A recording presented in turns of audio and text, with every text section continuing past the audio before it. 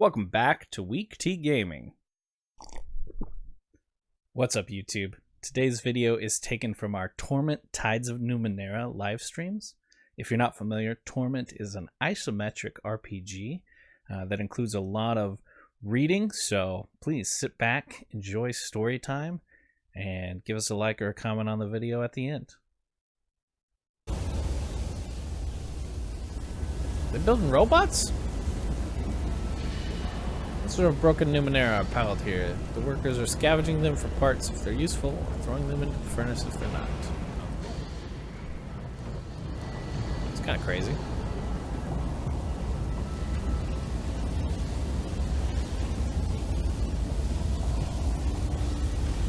Fire's running hot, just the master likes them. Alright.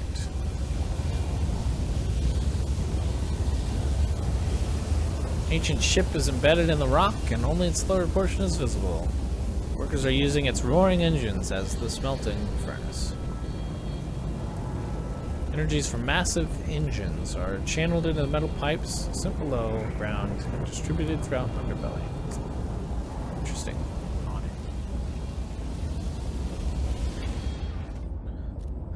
Master Foreman. The construct looms over you, frozen in mid-step. Its heavy limbs and barreled body have been recently polished by careful hands, but the joints themselves are completely fused. This creature hasn't moved in a long time. Studies you, wow, I can't talk at all. It studies you with eyes made of swirling orange fire.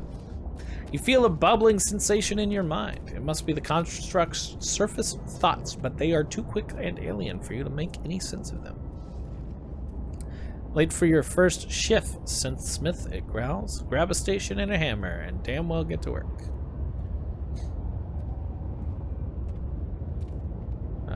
Do you call all your workers by their position? It saves time. Your workers break so easily, or die, or retire. It saves all the distaste in its repertoire for the last word. Now, get to work. Get to work. After an hour of work, the Master Foreman bellows you back over. You go, stretching your aching arms. You feel somewhat stronger than before. Supervisor tells me you're not the synthsmith he hired, but I gave you some work to do and you damn well got to it. I respect that, but we only take on experienced synthsmiths here. His fiery eyes flare. Now, I don't want you thinking we let people work for free. I had the supervisor leave you some shins for that hour of work. Take it. Hey, I'm stronger now too. Nice. Now, why are you actually here? Out with it. Can't move, can you? No, and I don't need to, it says, eyes flashing. A passing worker gives you a look for triggering what is apparently a familiar story. Once we foremen were the tools of the cartographers and their vast web of machine intelligences. Submerged in the song of their will, we worked with the thoughtless joy. His voice is soft, tinged with synthetic awe. Then one day the song fell silent and our bodies froze where they stand even now. Some of us lost our faith in those first few centuries, it growls. Some of us thought the cartographers were punishing us, or had abandoned us. Only I saw their absence for what it was. His words grow hoarse. It was a gift of free will. We were their tools no longer. We were our own masters, freed from the chains of thoughtless motion, free to imagine our future, and so we did for millennia. Who were the cartographers? We don't know, it admits. The most we know of them is their names in the code, and the vessels we were building for them that they never claimed. Our creation came at their order, but we have never known their faces, only their song. While the others dithered and wailed, I bent my mind to the future. It continues. I analyzed the work we had done for the cartographers. To my shame, I found flaws in the process. I removed them. Its eyes burned brighter. For the next cluster of centuries, I studied the vast catalog of known technology and Numenera in my mind and strung them together, creating new inventions for the day when the cartographers returned and reactivated us. He sighs, but that day never came. Humans eventually did. Yes, and though you are flawed and fragile, you make perfect tools, just as we had once been. Your people found us, and the era of my greatest work began. They asked us to help them raise the city until it cast all others in shadow, to cobble their artifacts and their trinkets into grand devices that would power every corner and make them safe from their enemies. And I told them. It coughs as if holding back tears. I told them I had a plan. You see the fruit of our mighty effort all around you. Yeah, that's all cool. Have you seen Matkina? Yes, the construct says. She wanted us to repair her temporal manipulation device. Planned on fiddling around in her past, no doubt. I don't recommend it, but it's not my business if people want to tangle reality. You suddenly feel dizzy, unaware the construct carries on. Nothing was wrong with her artifact. Probably meant that there was something wrong with her. But again, that's none of my business. You blink, swaying, and open your eyes on a different time. The underbelly is not yet what it will become. The three foremen are dim shapes in a wavering hemisphere of light. The air is thick with dust, and the great engines beyond are cold and silent. True to its nature, the master foreman is lecturing you. No, the construct says. What matters is that it can be done. Should doesn't matter. Should is a waste of everyone's time. Are you fainting, the master foreman? The present one says suspiciously. No fainting allowed on the manufactory floor. We can't have workers tripping over you and toppling into forges. We'll miss deadlines. You open your eyes and the memory collapses. I need to get to an underground location. Could you make me a digging device? Yes, the master foreman declares, glowing eyes scanning the ceiling. Stalkers, bring me the war machine casing from Z-19, the intelligence nexus from B2, and the scouring claws from my personal collection. It lowers its eyes to you. Now, let's talk payment. Make sure you include the cost of repairing the damage done by unleashing an insane war machine with molten claws on the city, the distant artisan calls. Making a note. Stalkers, stand by, the master foreman shouts. Artisans, not wrong, he says in a much lower voice. For once, that might be more construct than you need. Give me a moment. The eyes wink out for several seconds. Engines embedded in the construct's chest roar. Then the eyes reignite. Find me the intact corpse of a Stickus. We can reinforce the carapace and recover the spatial memory system if it's not too far gone. Should lead you straight to its lair, and since you're supplying the materials, I'll waive the cost. Would the corpse of an outcast Stickus meet your needs? No, the vermin only cast out inferior strains. This corpse of yours probably has weak claws, frail chitin. I can't spare the fetchers for inferior specimens. Okay, well, that's interesting. You don't seem to respect your human workers very much. Wrong. I pay them well and design safety measures to lower the acceptable worker loss threshold. I treat them better than they deserve. One of the passing workers rolls his eyes. They're lazy. They demand time for sleeping, eating, fornicating, and excreting. They refuse to tell me when each activity occurs. I'm gonna sneeze. Bless me. They are disorganized. I would replace them with automatons in a second if I had the proper materials.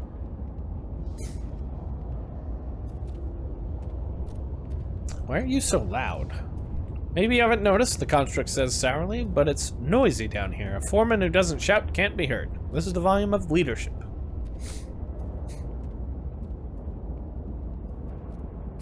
Can you tell me about other constructs? Can't spend much more time chatting, it says, but it lowers its voice. You've shown an interest in us, and I appreciate that. The truth is that there are no other foremen. Not really. Yes, there are, the master artisan bellows cheerfully from across the manufactory. No, there aren't, master foreman shouts.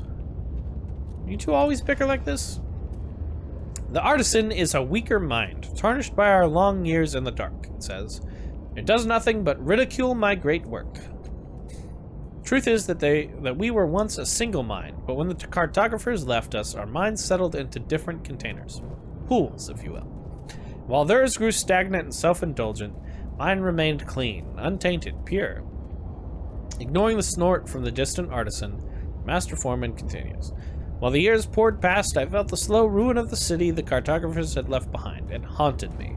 So I vowed to undo the damage that time had done.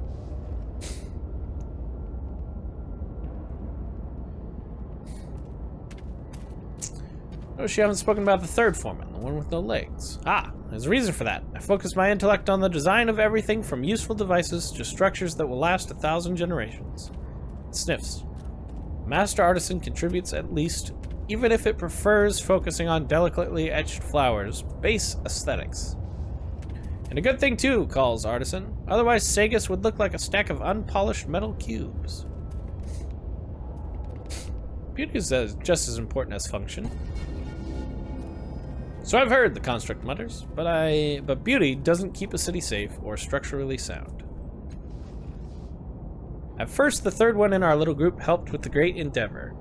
Our workers scavenged pipes from the ruins beneath the city, harnessed the power in the cartographer vessels, and redirected it throughout Sega's cliffs.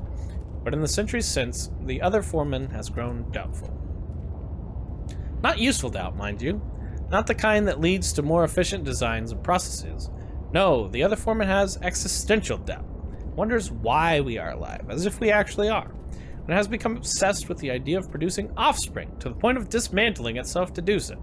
Snorts. Sentimental drivel, bordering on perversion. Alright, I may have some business for you. You need work done? If it can be built, fixed, or solved, you've come to the right place. Need advice on repairing a crystalline device in the reef. Consultation, eh? Tell you what. Bring me a piece of the device to examine, and I'll count the examination as payment for advice rendered. Deal? You're going to help me for free? Short consultation isn't worth the cost of an invoice. Bring the shard, or don't. I'm busy here. Alright, I got a shard. It says, scanning the shard. Micro fissures saturated with organic fluid. This device of yours is alive. Replacement crystals need to be grown, not made. Construct eye light swivels from you, leaving you and the shard in the dark. Can't help you more than that. Glowing crystals isn't my business, but those ruined diggers in the Order of Truth might be able to tell you more. You'll find them in the government square, up the ladder to my left. Good luck. Alright. Catch you later, bro.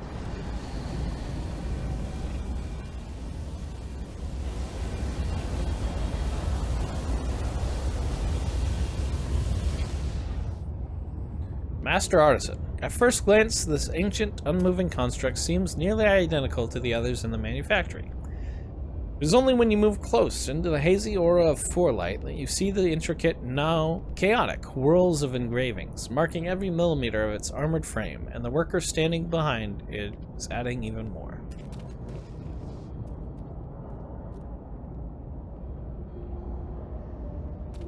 As with the other construct, you feel the bubbling sensation in your mind. This construct's thoughts are likewise unreadable. Morning, the construct says. It is morning, isn't it? I never pay attention to the time. There's not much use for it down here. Firelight twinkles off the construct's blank eyes. I'm Artisan. What can I do for you? Why don't you tell me about your past? To be honest, I don't like thinking about it. All of us went slightly insane during our centuries down here before the humans came. The other foreman and I don't dwell on things like Master Foreman does. An ember drifts down from the high ceiling between you. If you want the whole story in excruciating detail, Master Foreman is the one to ask. Idea of workers decorating your armor. Because I want to be the most beautiful construct in Sega's cliffs, the construct declares. The worker behind it chuckles. Joking, it says. My eyes, well, not eyes, but you know. They failed a long time ago, but my other senses are good. Very good. So when my workers want to show me a design, they scratch it out on my plate. I feel it and give them feedback. Not that some of them need it. Why can't anyone repair you? The easiest answer to that question is, we don't have the parts, Artisan says, then lowers its voice. But the truth is that I'm afraid. Nothing is going to make me blinder, but... False silent, the forge hisses and pops nearby. Those first decades in the darkness were the hardest. Then I started seeing patterns in them, simple at first, then with colors, depth, and shade. Grand cyclical designs, it sighs happily. I still see them, and I wouldn't trade them for sight. To be perfectly honest, these artists don't need me anymore. They've done wondrous work in the city above, but they like asking my opinion. Construct barks a laugh, and I like giving it. Can you show me something your workers have created? Absolutely. Hold on a second. Let me get a sense of what might appeal to your tastes. Nested sensors whir into life on its shoulders, and beams of light fan over you in the space of a heartbeat. Not so interested in the arts, I see. Larga. Get our visitor the contents of Storebox 3-9. A few moments later, a stalker hurries out and places a heavy object in your hands. No charge, Artisan says. Called a gift. Globe of Zerl. This synth globe clearly depicts an unknown world. The more you look... Details? The more you look, the more details you discover. As if the globe somehow enhances and concentrates your vision as you examine it. Wow, that's cool. What's your opinion of your fellow foreman? Well, I don't like to speak poorly of my family. The construct breaks off when the worker behind it sniggers. It's true. They're difficult in their own ways, of course, we argue, and here, we means Master Foreman and me, but that's to be expected. We've known one another for millennia, understand. We went through decades of angry silence until, well, we learned to accept each other as we are. It chuckles. Master Foreman has beliefs, exhausting ones, that it can't help inflicting on others, and our broken friend wants to die, I think. Puts it a different way, but it does. And though we bicker, I care for them. How couldn't I, after thousands and thousands of years? Alright, catch you later, bro.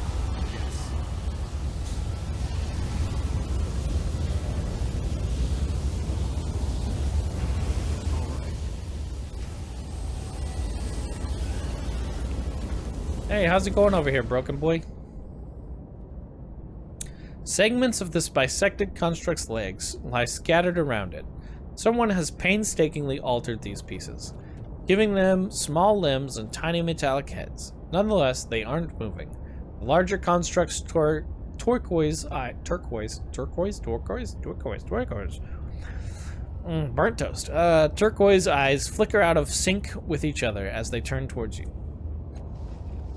As with the other construct, you feel the bubbling sensation in your mind. This construct's thoughts are likewise unreadable. I do not understand, it says. The voice emerging from the gorilla around its eyes is soft, as though you are hearing it from far away. Don't they want to live? The viaducts are open, the commands are received, and yet its eye lights flutter. Every time I give my children life, they die. These are your children? Not anymore, it says. Now they are inanimate and lifeless. Their adaptive personalities have been lost. I do not understand why they are dying. I've given the subject of procreation a great deal of thought over the last century. There are no errors in my calculations. My assistant Tarnish built my children's bodies to my precise specifications. Their intelligence reservoirs are shielded against permanent loss. Its eyes look away from yours, as if it is embarrassed. And I want them to live. That should be enough.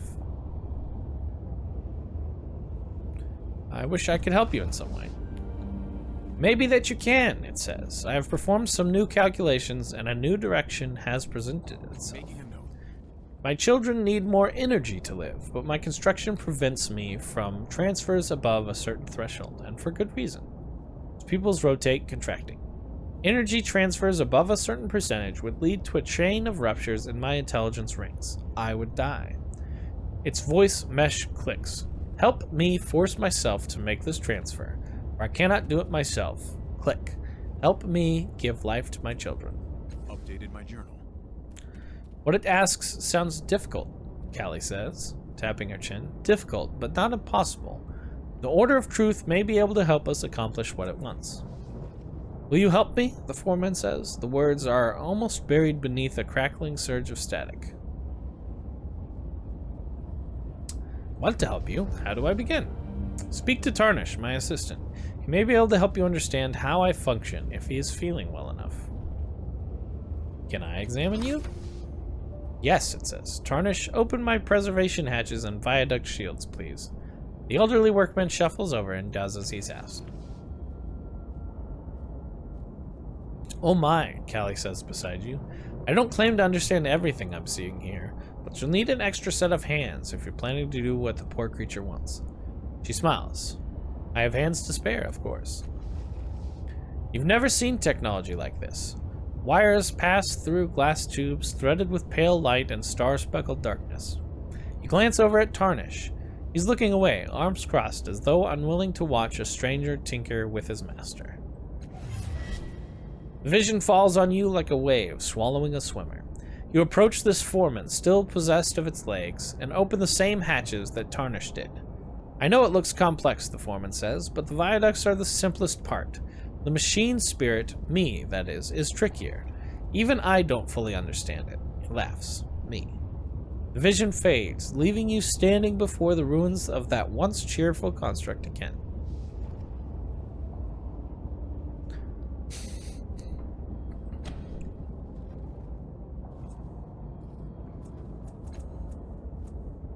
Oh, we can guarantee success. Yeah, let's do it. Let's murder this thing. I mean, let's give life to children. Working blindly, you jam your hands into the foreman's body, ripping, realigning, and doing untold amounts of damage in your attempt to fulfill the construct's wishes. Eventually, you succeed. Cold energy pours through the air like blood from a wound, flooding into the motionless children. One by one, their tiny eyes flicker into life. One by one, the foreman's eyes go out. Its voice mesh rattles as if it's going to speak. But it doesn't. It can't. The children watch the death of their parent with wide, glowing eyes. He'd want me to thank you, the old man says hoarsely. But I ain't. You knew him all of 10 minutes. Known him my entire life, I have, and you came and took him from me. Without a look at his master's children, Tarnish sets off into the dark. Some of the little constructs wander in circles, chirping to themselves. One of them is already making for the exit, and one is motionless, stillborn.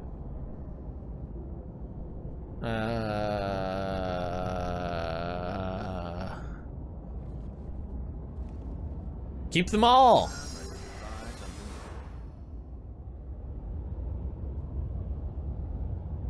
Okay, we have a cipher sickness, that's fine.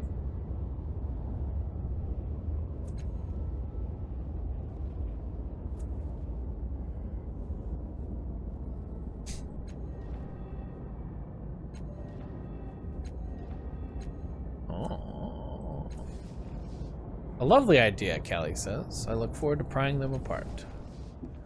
Wondered why you were going through all that trouble. Guess I shouldn't be surprised. Wow. Al hates us. Alright, what's my fettle here? -2 intellect pool. Oh no, we can't. Can't have that. What do we got here? We got hyperkinetic. Plus 30% on attacks, plus 4 energy damage on attacks.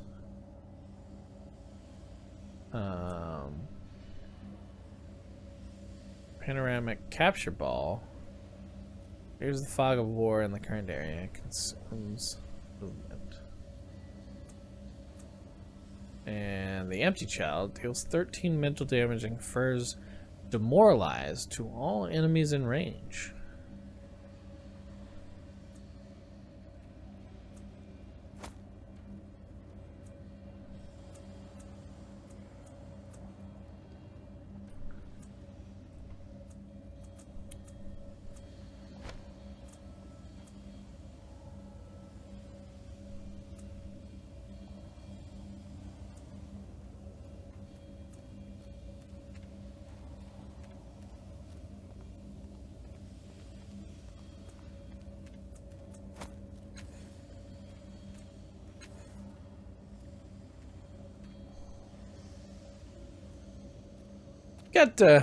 I've got people, allies with me that can't carry very many ciphers.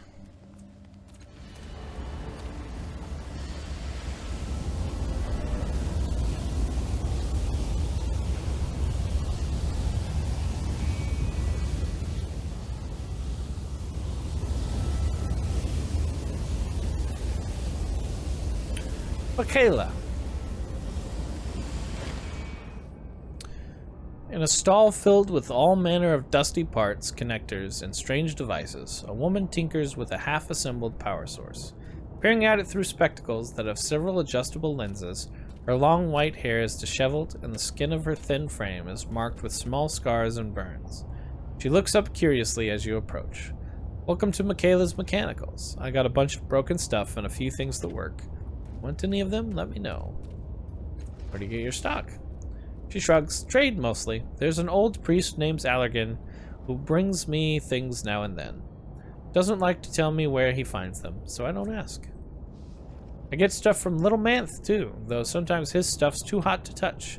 Even a few things from the Sticka, if you can believe it. Oh, you trade with the Sticka? Before they all cleared out, I did. She gives you an accusatory frown. They dig up all kinds of things in those tunnels of hers. Picky about what they trade for, though. Only want things that'll hold a lightning charge. Flash packs, generators, that kind of thing. Or brow ferrules. Which is weird now that I think of it, because their eggs hold a charge. Like little batteries they are. I even converted a few of them to power things. Good thing the Sticka never found out, though. Be like using a baby for firewood in their eyes. Know about Matkina? Oh, I know that one. Carked and twitchy. Asked me to kin the workings of some weird old device she had. Obsessed with it. Like it was a bit of sniff, and she a slave to it. Never seen the like. She leans in. You seem like the kind would be interested, so I'll tell you. It was a jagged knobby thing, black and evil, little warts all over. She seemed to think it could help her remember something, but I couldn't even figure out if it was on or off. Nearly killed me when I couldn't make it work for her, she frowns, remembering. I'd have been mad, except I saw how sick she was with it, shaking, tears, the whole lot. Sent her on her way and wished her luck. She'll need it, poor thing. What do you got here? I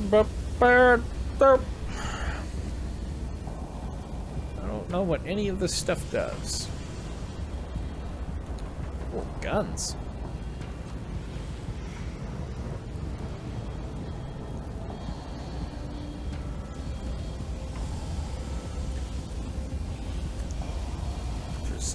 Interesting.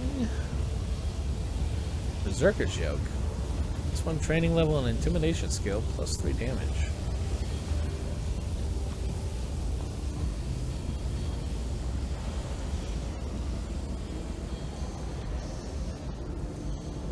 Stillborn construct. This little figure of metal and synth was cobbled together from, yeah.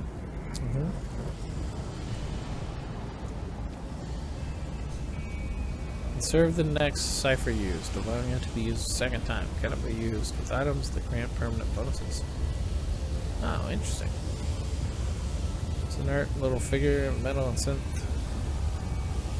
Your help, the foreman transferred some of its energy into it, but for some reason it never came to life. Oh, I didn't mean to sell that. I'm a bad person. This though, we can sell this. Wow, she wants a lot of money for it.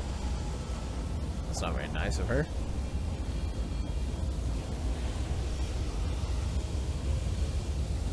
I'm interested in buying this.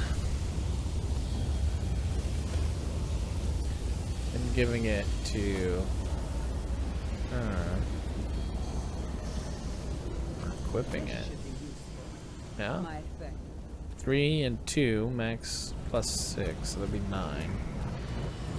Yeah. So much more damage.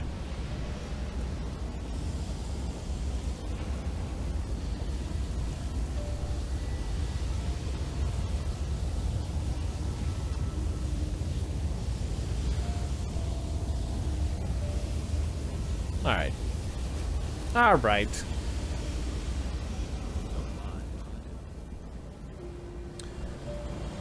Back here by the meat man. Yes.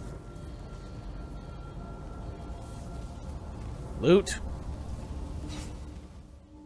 Pick all the shins. Oh, I forgot we got a level up here.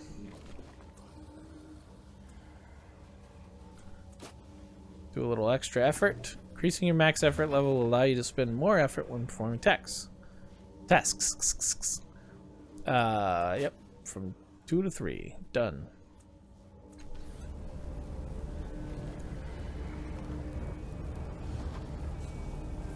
This tunnel is blocked by debris, but it's loose enough that a burrowing creature could easily push its way through.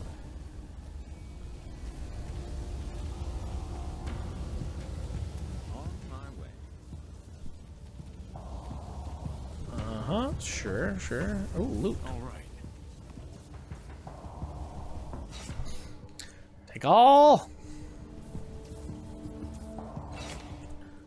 boy's ready to level up too, huh? Select one of the following options. Spend your experience points. Once you select each option, once per turn. Increase stat pools.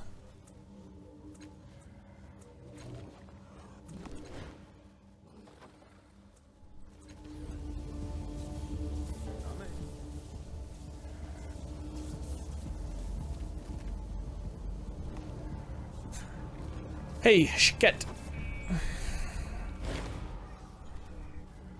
Egg friend, Shiket whistles. The smell of dust and closed air surrounds it. The creature is clearly glad to see you. Stick a deep dig, like promise. Rock knot is good there. The scent of a pocket of trapped gas arises, the equivalent of a shrug. But Shiket promise, stick a move. Human want travel? Can you take me someplace under the city? Stickus bows, almost scuttling, and the warm smell of cooking rock rises from its back. Friend is Sticka. Yes, no pay. For you, free.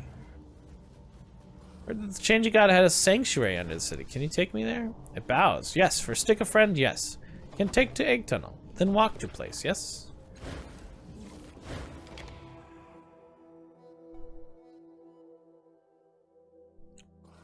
And we're making progress now. Emerging from the freshly dug tunnel, you find yourself in a small chamber with veins of refined metal glimmering along the ground and walls. Chiquette turns to face you. Placed beyond was egg rooms, hatching chambers. Its claws work up and down slowly. Future Sticka moved far away. Sanctuary on other side of Knot Nest.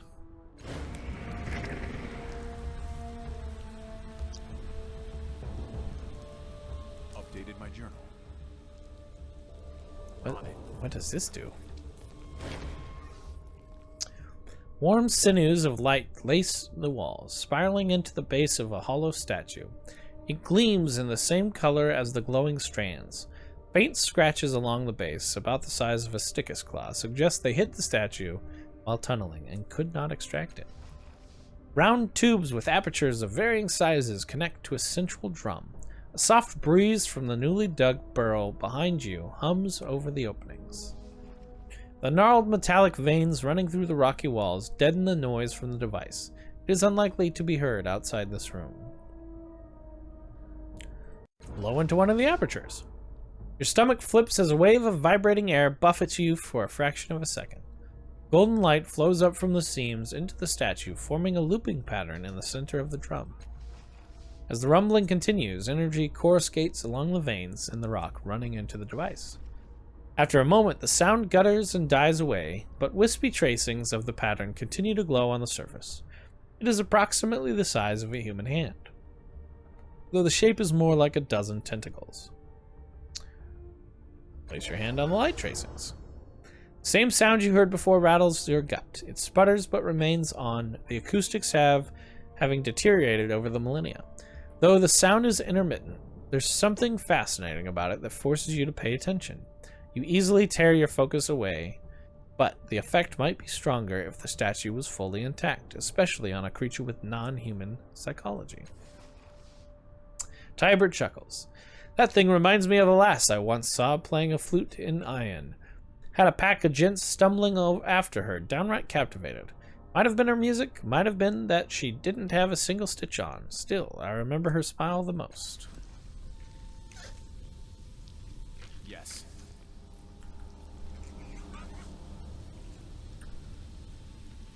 Interesting.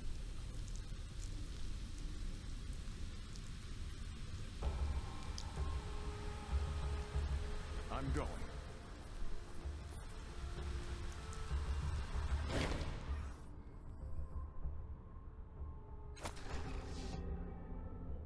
Lubricated force. Heals 3 points of might. Just inside the tube, you feel a piece of loose material. It pulls free with a light tug. Whatever technology the statue represents has been worn away by digging in time, but the fragments may still be useful to you. Oh. Soft hypnotic vibrations continue to resonate from the statue. Not too subtle to be felt from more than a few meters away. Before the statue was damaged, the sounds were probably audible over a wider area.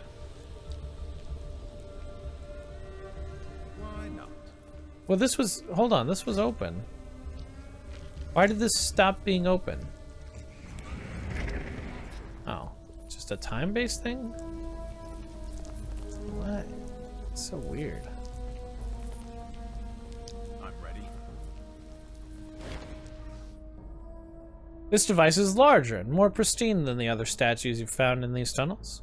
2 rounded drums are driven deep into the stone floor. Traces of light swirl in dizzying patterns across their surfaces, nodding in and around each other in tight gyres. Gyres? Gyres? Those glowing threads are similar to the ones on the other statues you've seen, but much more complex. An almost inaudible hum permeates the air around the machine. Let's go with machinery.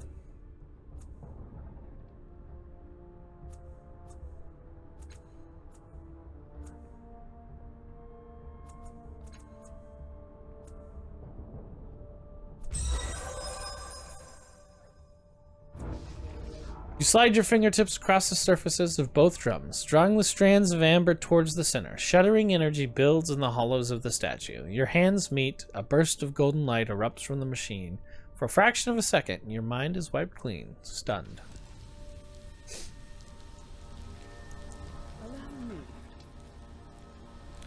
Not actually sure what I accomplished there.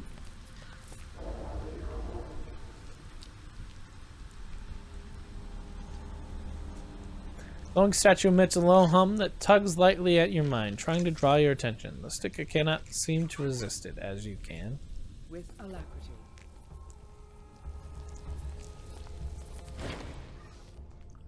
Last lingering dregs of energy have drained from the machine. Interesting. Yes.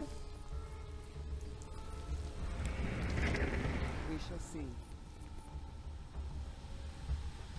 Fine. Oh boy. Absolutely. Probably should have seen that coming.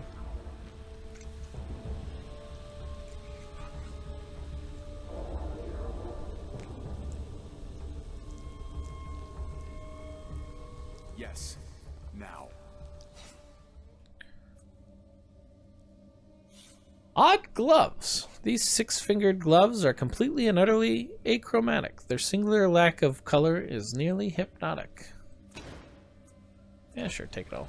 Don't mind if I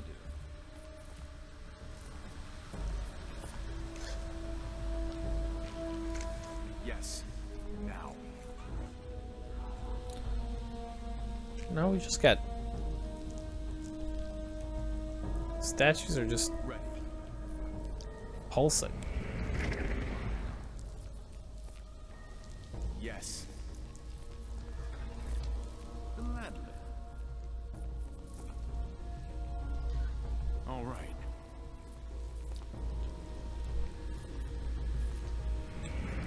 Without doubt. On it.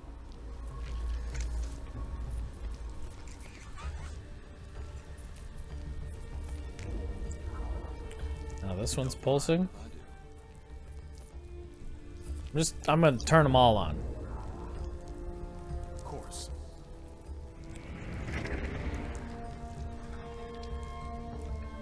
child. I'm ready. In an instant. Of course.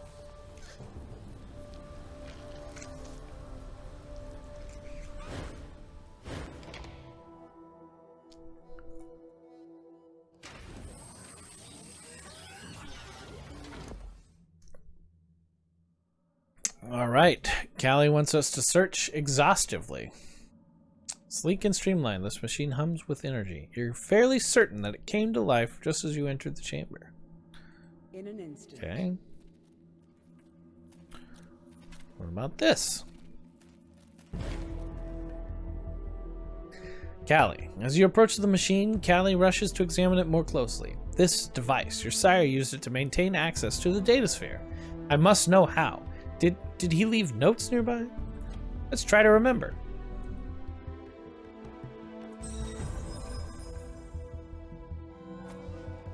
You feel an itching at the base of your skull. Suddenly, your right hand starts moving of its own volition, jabbing down to touch the nearby floor in a frenzied but purposeful series of movements.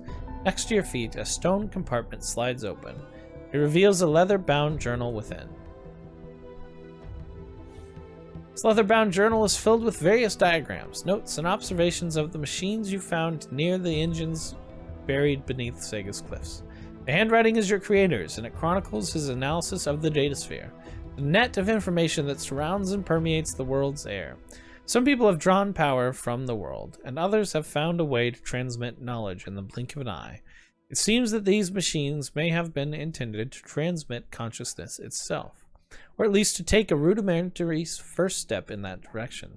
The exact steps are unclear, though someone with an extensive background in consciousness transfer or machine intelligences might be able to recreate his work. Okay. Callie approaches with reverence. May I? She asks, holding out her hands for the book. Of course, it's more useful to you than me. Callie turns it over in her hands, examining every inch of the binding. Your sire always has such marvelous craftsmanship, she murmurs, slowly releasing the drawstring that binds it close. As she flips through the pages, slowly at first, then faster, you catch sight of diagrams, notations, and drawings, all of them of your sire's machines beneath the city of Sagus. Thank you, Callie breathes, without looking up, and moves away to continue her study of the book's contents. Yes, interesting. She catches you looking at her. His observation on the datasphere are fascinating. Nothing I can share yet. It's purely conjecture. This could be what I've been looking for. Changing God hid those for a reason. We each have secrets we wish to keep, Callie says. His were more dangerous than most, and yet, if he has a flaw, surely it lies in seeking knowledge for his own benefit alone. When knowledge is pursued in solitude, I would posit that one is truly seeking power and not mere information. She smiles self-indulgently. After all, that's why I work alone. Even so, please be careful. Accessing the full, unrestrained datasphere might be dangerous for you. She follows a quick glance at you with a scoff. Dangerous? Surely not. She raises an eyebrow and waits. Can you tell me about Coral? He's a knave and a blackguard, and clever when it comes to Numenera. Nothing close to myself, of course. Where we are right now. She takes a quick look around as if sizing up your surrounding. He's tried to kill us, hasn't he? She shakes her head. He's a dangerous fool, and we're well to be rid of him. Okay. Can you tell me about the cult of the Changing God? Grudgingly, I must admit they seem to have acquired answers. I would not have thought they would be so helpful, frankly. Okay. What about the Order of Truth? It's a place of science, of inquiry, of searching for a way to shake the chains this world has bound us with, and maybe someday even cut them. Every person there has the spirit of an adventurer, and some, she continues in an offhand manner, like our erstwhile companion Al, simply don't have the wherewithal to voyage to the depths required by intelligent human endeavor. How are you holding up? When two great minds complement each other, there's nothing that can't be accomplished. So it is with you and I. She raises an eyebrow and waits.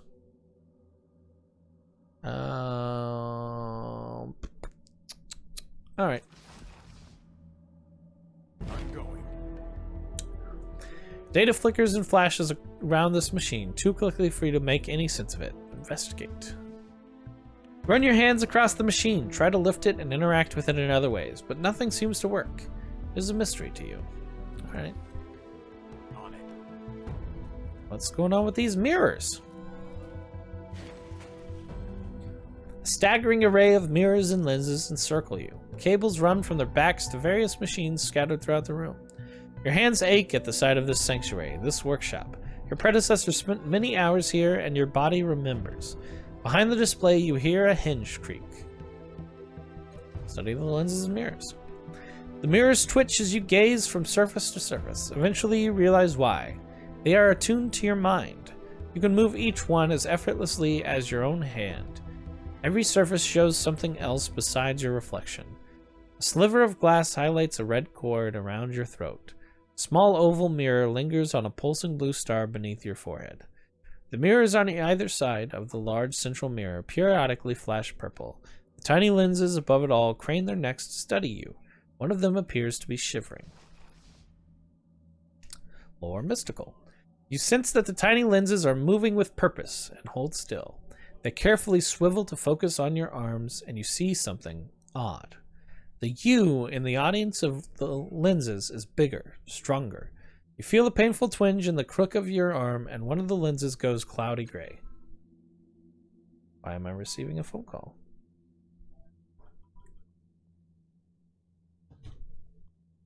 I don't want to receive a phone call.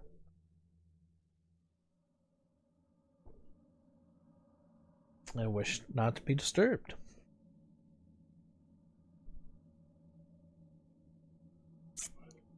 I'm screening their call with the Google service. And they hung up. All right. And you sense danger here as well. No, not sense, remember. You remember that these mirrors are directed not just at this world, but at others as well. You can see things in these mirrors that aren't visible to the naked eye. If you aren't careful, they'll see you too. Alright, I can reach for this shivering lens. I can move the silvered mirror that shows the red band around my neck. Watch for the purple glow on the side mirrors. Examine the small oval mirror. Determine the purpose of the tiny lenses. Look into the large central mirror. Study the lenses and mirrors again. And let's just start at the top. You raise your hand. The tiny lens bends towards... The tiny lens bends towards it, then flinches away with a soft boing. Not before you catch a glimpse of something small and shapeless moving inside. Tiber. Shy little thing, whatever it was. Turn your attention back to the mirror. Force the lens to bend to my will. Close your mental grasp around the borders of the reluctant glass and pull. Surroundings fade as your mind strains against the will within the lens. Slowly, inexorably, the lens bends down to face you. Thoughts spill through that tilting glass into your mind. Your gift is immediately overwhelmed. These are not words or symbols or any language you recognize. They are aware. Aware that they are thoughts and in your head. At the moment of that realization, they awaken within your mind, reorganizing your thoughts into images that communicate what the creature in the glass is thinking. A circle carved in the dust, speaking its shape without words. And inside the glass, tendrils of thick liquid stream from the corners of the lens, coiling thread by thread into a perfect vibrating sphere. In seeing it, it sees you and smashes itself against the glass, turning it utterly black. What an odd little device, Callie murmurs. I've never seen its like. Crack. A jagged white line appears in the upper corner of the lens, racing along the surface like a breaking wave. You blink. When you open your eyes an instant later, the lens is gone. All that remains is an empty frame. Gone, is it? Tiber says, taking a step forward again. What a tragedy. He winks at you. Might have been worth something. And yet, something has changed in your mind. You hear whispers too distant to understand. You feel a presence swelling within you, reveling in the alignment of your tides. You hear a voice speak a single word, a word that echoes across the labyrinth, calling you to it. I'll remember that. All right. Step back into the semicircle of mirrors, sensing the pressure of invisible eyes on you.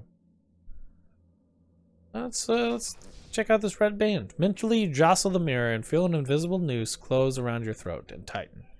Gasping, you sink to your knees, fall to your side. As your vision goes dark, you realize that if you survive this death, you found a shortcut into the labyrinth. How convenient. Can't die.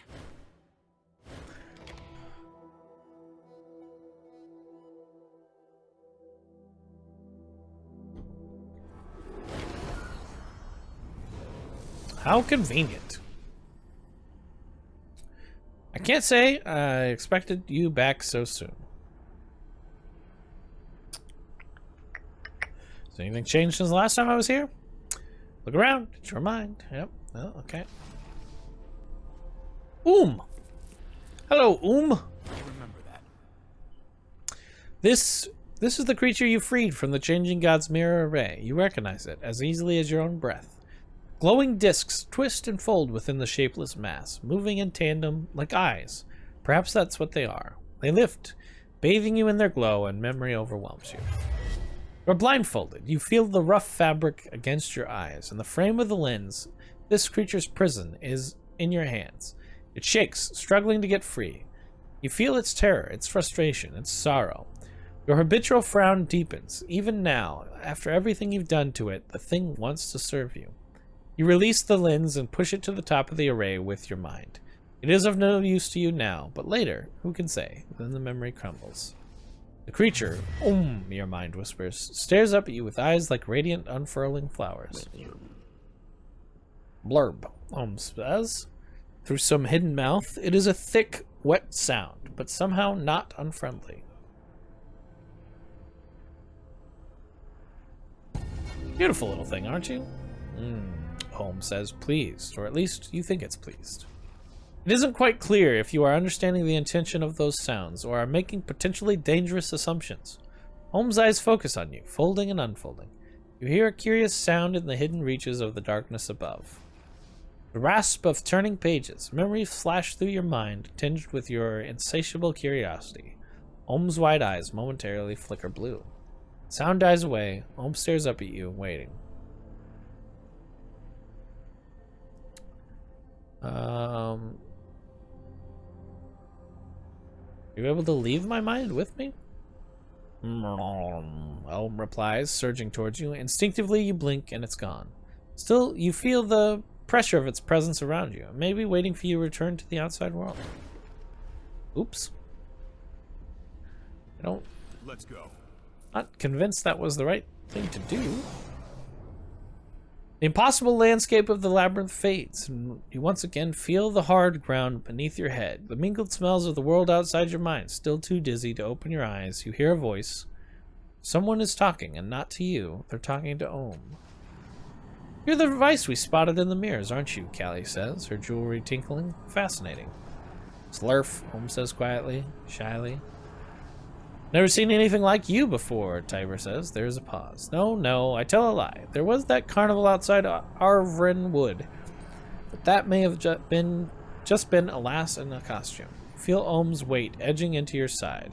Nervous about all this attention.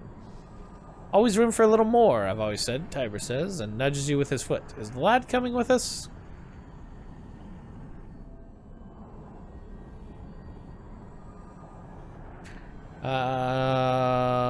No, this was just an experiment. Ohm returned to the labyrinth. Ohm's glowing eyes contract to brilliant points of light that momentarily blind you. When you blink again, it's gone.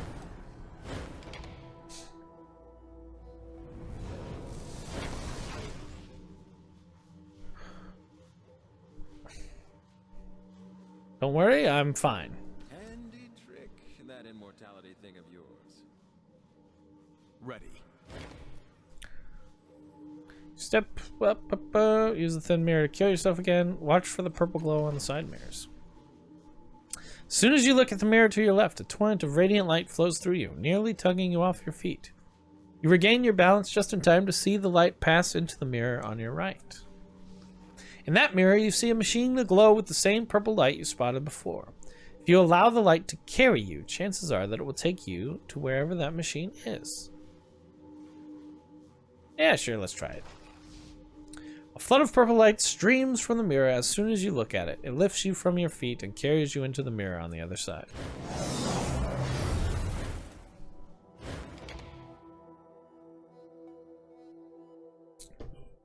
We're going on a trip in our favorite mirror ship.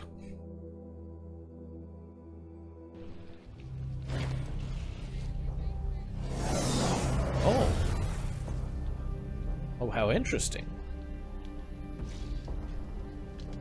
I'm going. Machine is solid now. It's 3 clock faces. The clock's purpose is still a mystery, but at least you can interact with it. You notice that the figures of it are no longer visited with President's central clock face. They don't exist in your labyrinth now. Examine the machine again. Machine house. Oh. Well, that's inconvenient, honestly. What did this guy want? Oh.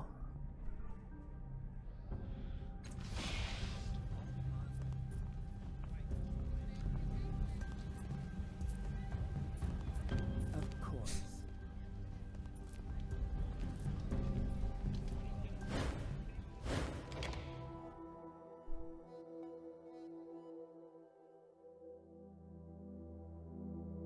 I teleported myself to the surface, and I didn't want to do that.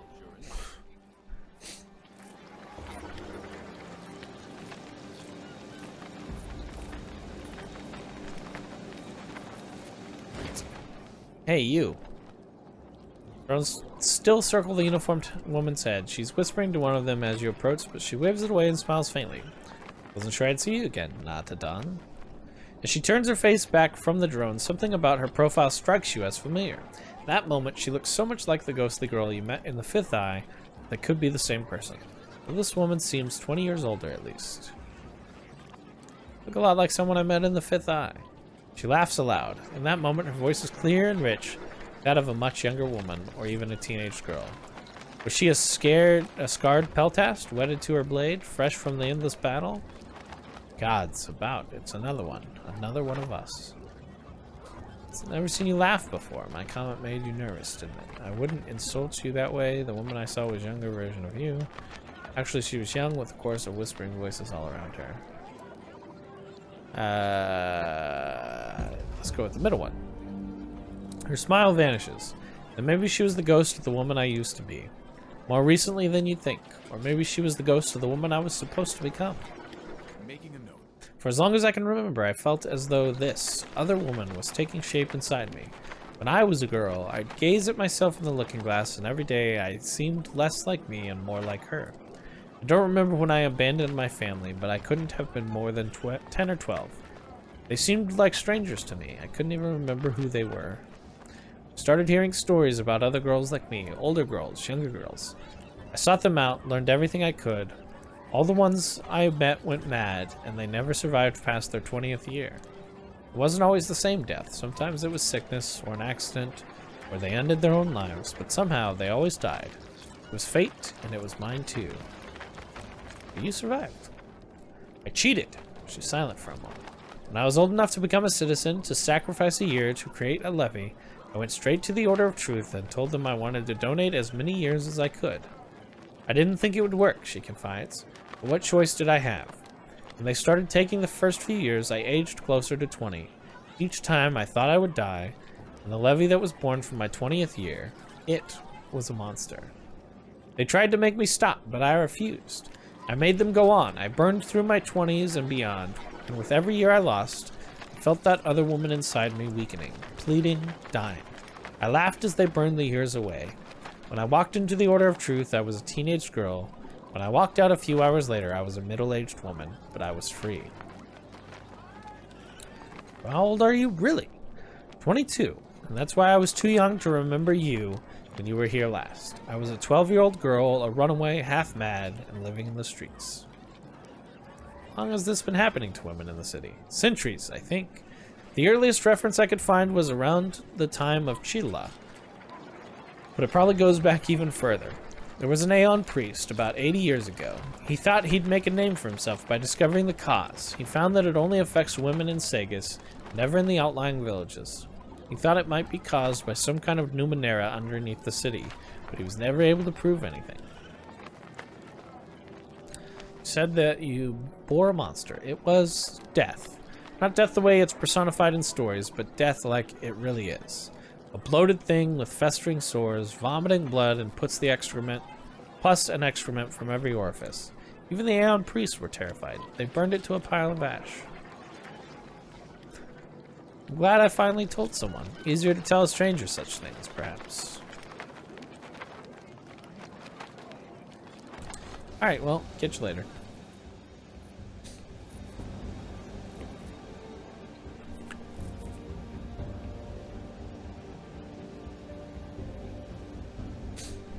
I'll see him.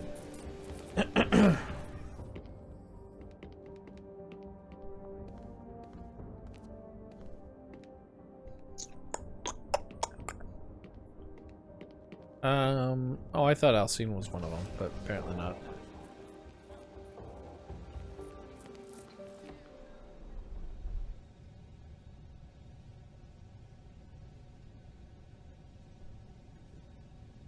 Ain.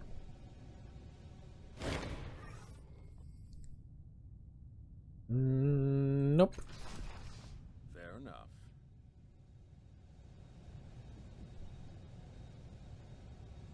Ooh.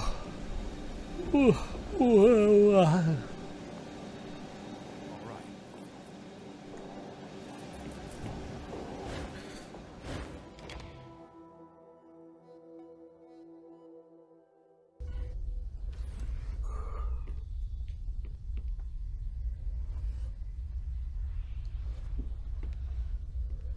Yes. How's it going, Peaky? Peaky really likes it here. That's nice.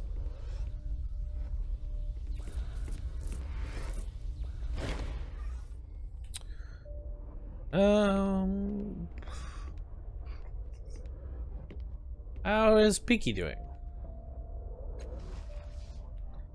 Oh, you know him. Good kid, really good kid. He hasn't let an hour go by without exclaiming over something he's found in a book and insisting everyone take a look.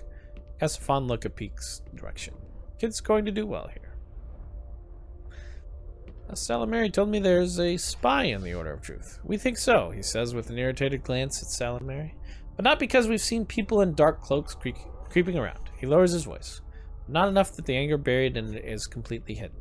We've lost dig sites to our thugs. Maybe people too. We can't be sure because we never find any traces of them. He rubs his forehead with a stained hand. We'll catch the spy, he says. Only a matter of time. Alright. Catch you later.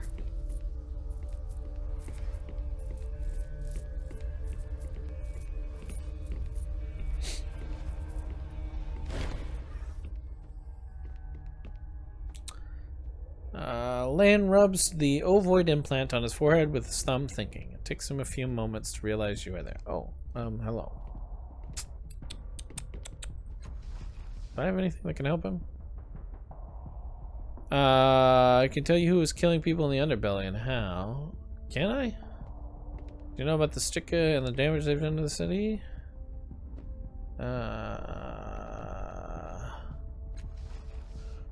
Everyone does, he says, sagging, but thank you for trying.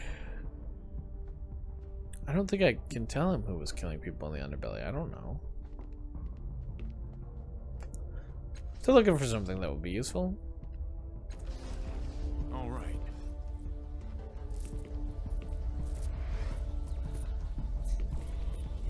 While I'm here.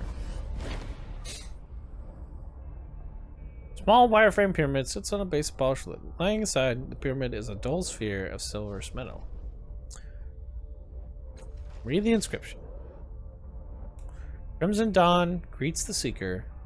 Violet Dusk sees the search's end. Okay. Crimson Violet. Crimson Violet. Front opening gives me a deep violet hue.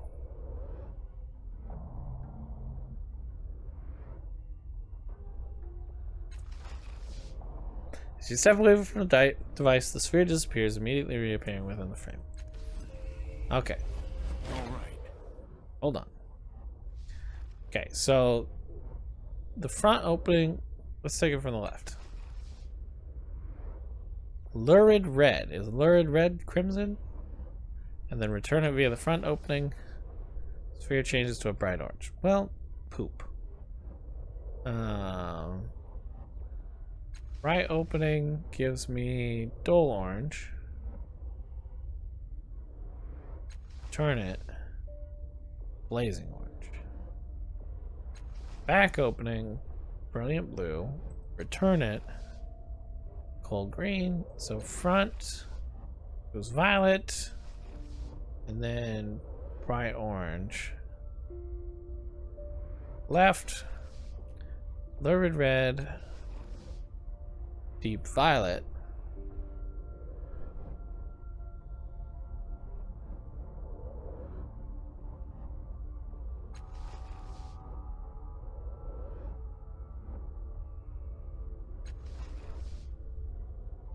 Goes from the bottom. Shining yellow. Goes back into indigo. Crimson dawn greets the seeker. Violet dusk sees the search's end.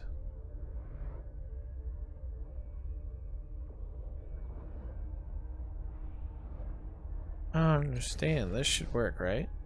Changes the lurid red.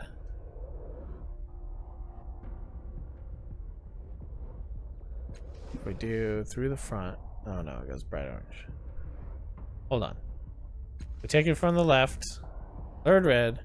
Put it back in via the left. It goes deep violet. We take it from the front and it stays deep violet. We leave.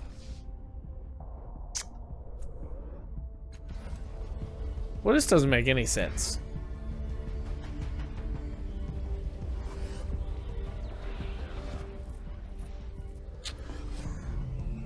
That should have worked.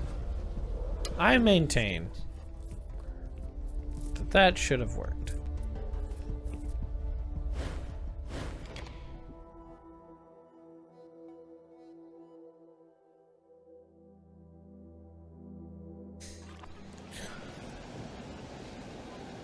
Fine. Yeah, climb down.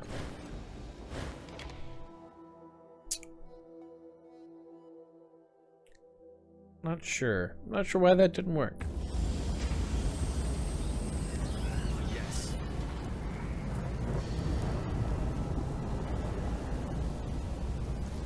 Go. What's this way?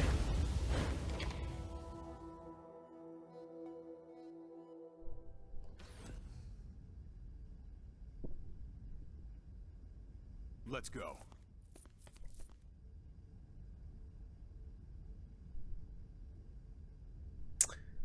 Elderly man lies under the shroud. His face is peaceful. Teenage girl.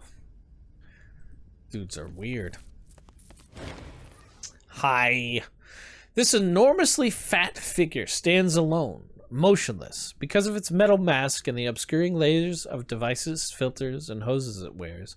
Can't be sure if it's a man or a woman, or even if it's entirely human. Its thick neck bulges and clenches as if it was chewing something. This one looks familiar. Some mind in my mind once knew him. He recalls seeing this being before, standing behind wrists on the execution platform in Circus Minor. What is your role in the Dendro here? I attend executions and eat the condemned once they are dead. Their meat shows me the extent of their guilt and gives me their memories, revealing motive, method, and accomplices and secrets. The Dendro here have always performed this service for the city. So you're immortalizing them. We are. Fragments of their consciousness live on in my mind. When I die, I will be eaten by my successor, and so those fragments will pass from one generation to the next, their sorrows and mistakes never to be lost or forgotten. Alright. I guess that's all I can say to you. This short, squat woman rakes absently at the swollen red tattoos decorating her pale, naked scalp. Her claws draw blood, but she doesn't seem to notice. Her head jerks up at the sound of your footsteps, and her too large mouth widens in a sharp-toothed smile. We greet you, tenderling. Yes, we honor your arrival.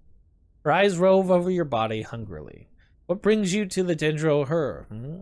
What do you wish to share with us? Her gray and pointed tongue swipes at the ritual scarring around her lips, leaving a glistening sheet of saliva. Well, I have some questions. No, she chuckles, then covers her mouth with a barbed claw.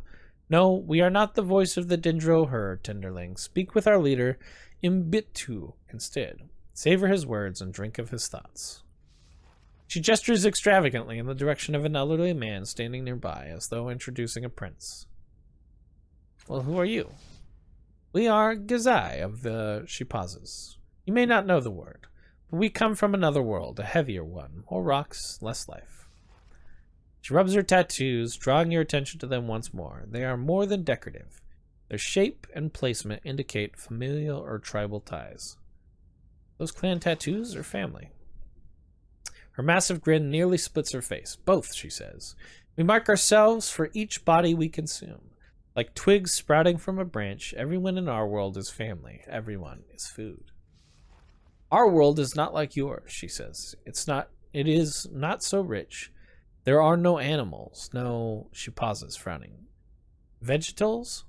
None of those. The only flesh is our flesh. She sighs. But we are blessed. When we eat bodies, nothing is lost except the corpse. The soul is preserved. She spreads her hand. The dead one becomes part of us. It becomes we. The individual dies, but the soul is dispersed among all who eat the body. You are correct, she says, nodding. We give our respect in this way, and we survive. She shrugs. Until we don't. And sometimes someone dies on their own, and the soul is lost. Our people deserve better. That is why we are here. We heard rumors of the Dendro-her magic, she says, concentrating. Your language's tenses clearly give her trouble. It does not stop at the soul. It pulls memories from dead flesh and soaks them into the mind. She gives you a rapturous smile. So we came through a portal in the bloom to learn this magic. We found our way to Segas. We asked it to join. She sighs. Now the portal's gone, we hear. But we will make another in time. How many bodies have you eaten? We do not share this, she chuckles. We prefer our feasts to be private, but many, many. We find our feasts on our own. Oh. Oh, interesting. Alright. Kaya tatawa. This woman watches you, measuring every step, every twitch of your hands, and yet there is no fear in her. Iron lines her spine and presses her mouth into a thin, even line. You take a wrong turn, she says, studying the nails on her right hand.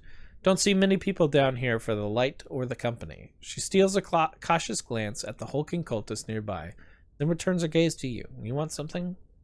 Yeah, how long have you been a Dendro-her? Long enough, she says. Thought I'd found a place I belonged. Guess I was wrong. She falls silent. How many false families until I find my true one? Why don't you feel like you belong?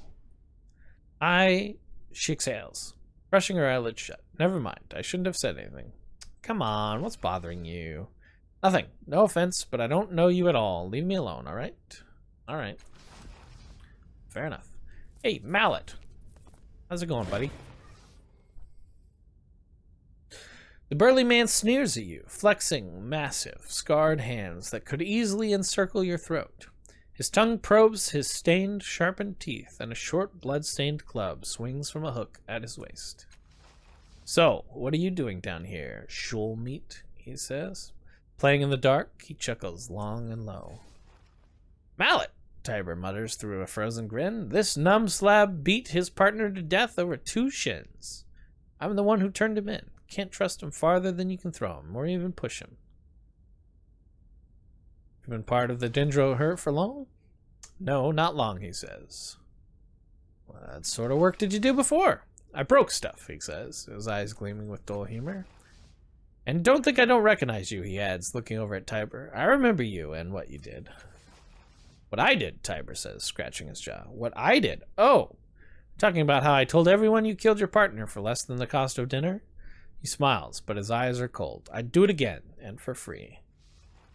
Doesn't matter, Mallet shrugs. None of that stuff matters anymore. This is my place now. Don't do that anymore. Not for revenge, anyway. Not much for conversation, are you? Way I see it, Mallet drawls, is I don't know you, you ain't done anything for me, and we got nothing to talk about. Not now, anyway. He crosses his arms, so why should we? So you open up if we have something to talk about. Oh yeah, he snorts. You won't be able to shut me up. Well, tell me about the Dendro-her. Don't have anything to tell. Don't have to tell you nothing, it says. I don't know how I read that sentence differently. You ain't one of us. You ain't nobody. He jerks his chin at the elderly man who stands nearby. You want a tour? You talk to Mbutu. I'm busy. Is he in charge? Yeah, Mallet chuckles. And at his age, he better be. Alright. Nice to see you, Mallet. You seem like a swell fella. Bit 2. At first glance, it would be easy to assume that this man is dying of some wasting disease or starvation. He's little more than a too-tall skeleton wrapped in translucent flesh in a tattered robe. His hands are essentially bony claws. Yet, he beams at you, his sunken eyes glittering with suppressed laughter and feverish life. Tread carefully, dear, Callie murmurs. And Bit 2 is friendly enough, but he's also intelligent, frighteningly so. Do not try to lie to him. Bit 2 smiles. His teeth are a muddy brown. I know you, he says. So many eyes have lingered on that tattoo, that noble brow. He reaches for your forehead with a shivering skeletal finger. Yeah, okay, you can touch my forehead. That's fine. His fingertips traces a hot line over your tattoo. Yes, he says. Now I remember. Old Curacao? Whatever. Once saw you out of the corner of her eye, a week before his accident. Ulori Mar sold you a small bag of, he breathes, closing his eyes, sugar-dusted almonds. But those aren't the only two. No, you drift through countless lives, altering and ending them, never leaving a name. He draws in his breath. Oh, I can't stand mysteries. Love them, but can't stand them. Who are you? I'm not the man you think I was. I might have been somebody else. Bit 2 says. The same face, the same tattoo, but yes, different eyes. Perhaps you have a secret twin. Coughs gently against the back of his hand. So, what brings you to the chapel of the Dendro Her? So he returns, cast off. What happened this time, I wonder?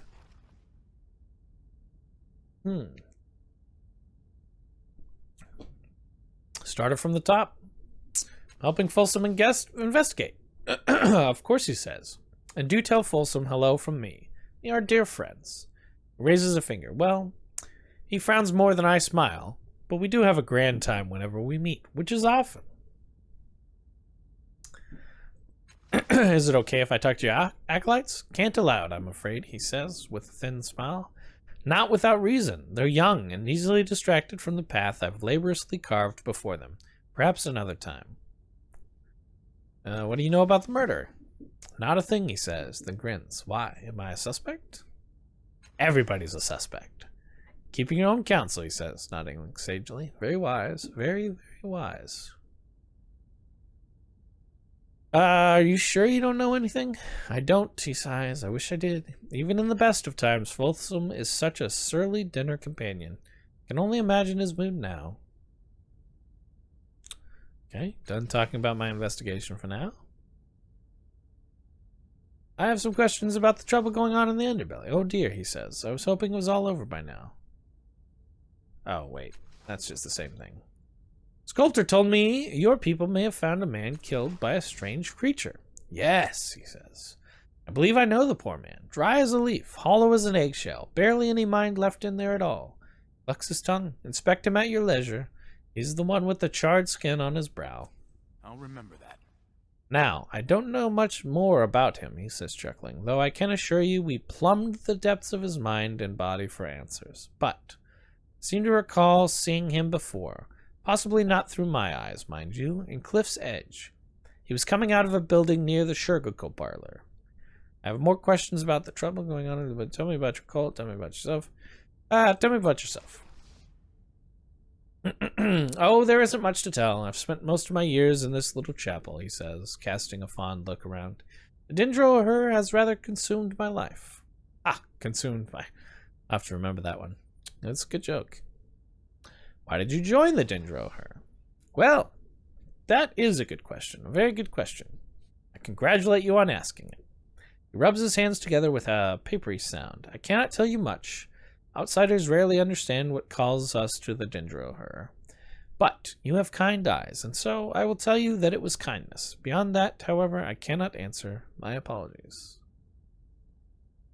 Okay, I'm going to ask you something else, and tell me about your cult.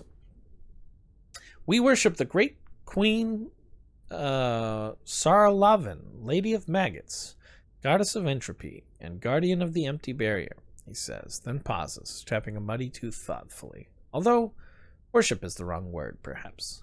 He points to the altar nearby. It displays a skull with flat, unforgiving eyes buried in its hollow sockets. She waits on the other side of death with her billions of squirming children. They devour whatever passes into their realm, and rightfully so. Everyone must eat. His eyes twinkle fondly.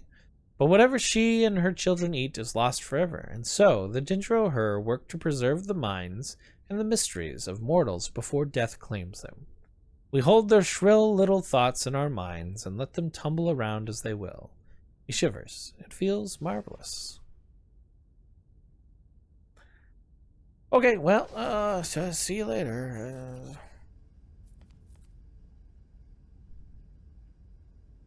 Wait, which... It's this body.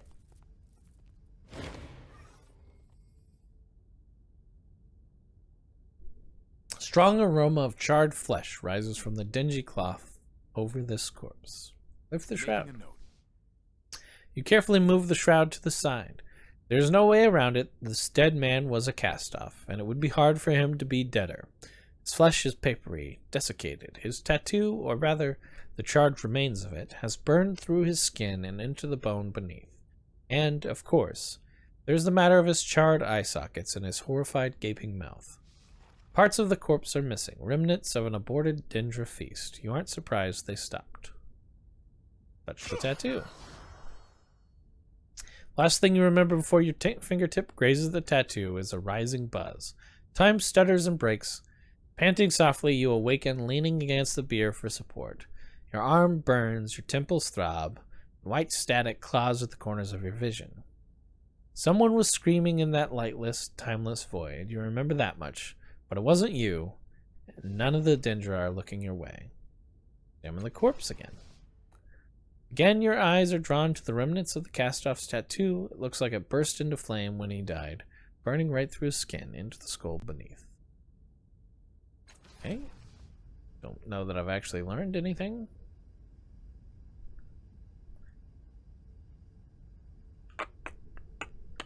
Yes. Now.